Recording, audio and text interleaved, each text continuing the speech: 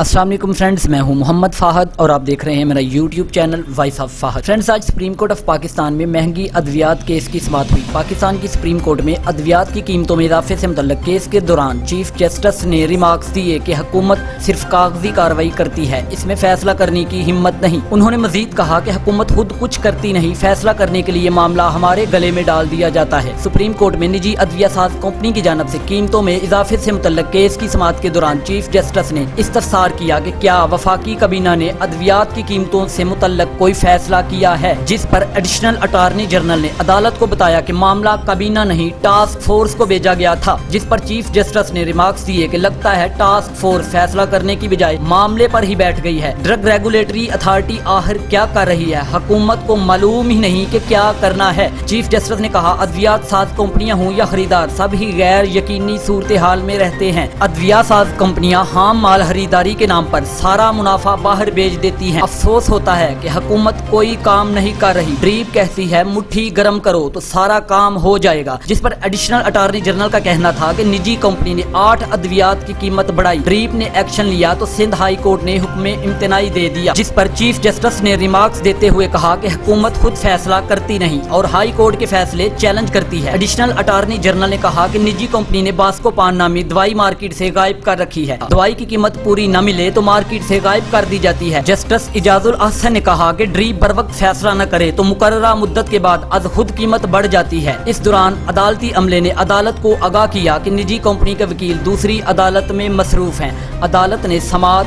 पीर तक मुलतवी कर दी।